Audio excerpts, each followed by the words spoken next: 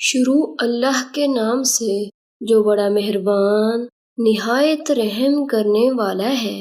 السلام علیکم ورحمۃ اللہ وبرکاتہ۔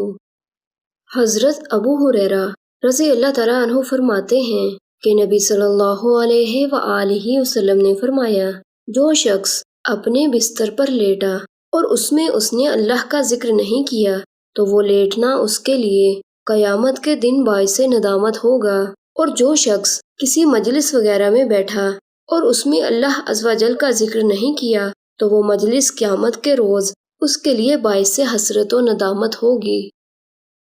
سیدنا عبداللہ بن زید رضی اللہ تعالیٰ عنہ کہتے ہیں کہ ایک بار رسول اللہ صلی اللہ علیہ وآلہ وسلم ہمارے پاس تشریف لائے تو ہم نے آپ کے لیے پیتل کے برتن میں پانی پیش کیا اور آپ نے اس سے وضو کیا۔ وضاحت: چونکہ پیتل اور کانسی کے برتنوں میں سونے کی سی رنگت ہوتی ہے، اس لیے امام صاحب رحمہ اللہ نے اس شبے کو زائل کرنے کے لیے یہ روایات پیش فرمائی ہیں۔ البتہ خالص سونے، چاندی یا ان سے ملمع شدہ برتن استعمال کرنا جائز نہیں ہے، صرف ٹانکے کی حد تک جائز ہے۔